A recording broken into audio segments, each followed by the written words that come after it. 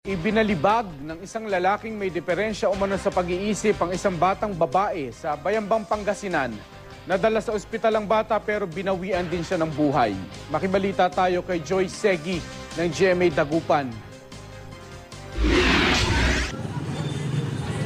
Tahimik lang ang 34 anyo sa lalaking ito na may diferensya sa pag-iisip ng arestuhin ng mga pulis sa Barangay Bacnono, Bayambang, Pangasinan. Puno ng putik ang katawan matapos makipaghabulan sa mga otoridad na humuli sa kanya. Ang kanyang kasalanan, pwersahan umano niyang kinuha ang 1 taong gulang na anak ng kanyang kapitbahay. Binuhat umano ng sospek ng patiwarik, ibinagsak sa sahig at ibinalabag pa sa semento ang bata. Inulog niya ay yung kinuha niya sa kamay, magmula sa taas, yung paa. Tapos binagsak, kaya yun, nagka-fracture yung ulo niya, kaya tinagbo kagad yung bata sa Santo Niño.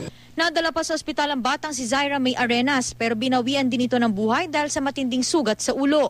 Yung anak ko na ang nadampot, ito na pala yung magiging kapalit madambang kay ng bibi ko. Wala akong nagawa, hindi ko nailigtas yung sarili kong anak. Ayon sa ina ng sospek, kinailangan niyang ikadena ang anak dahil sa pananakit nito sa ibang tao. Nagsimula umano ang kondisyon ng sospek ilang taon nang nakalilipas matapos siyang iwan ng asawa at mga anak. Dinala na rin daw ito sa mental health institution pero kapos daw sa pera ang kanyang pamilya kaya hindi ito napakonfine. Dinadala pero pinapagamot doon, siniiniksyonan, tapos binabalik. Pag tinatanong kung anong pangalan, tinatanong yung kasama niya, kilala niya. Kaya Normal siya. Normal siya, binabalik dito. O tapos nung pagbalik niya dito, yun, magre-rebuild din na siya. O tapos ang ginawa ko kasi wala na akong pera, wala na siyang tatay kasi. Doon pinatali ko na talaga noon. Dahil sa kalagayan ng sospek, hindi ito pwedeng ikulong ng pulisya. Inendorso nilang sospek sa Social Welfare Office para masuri.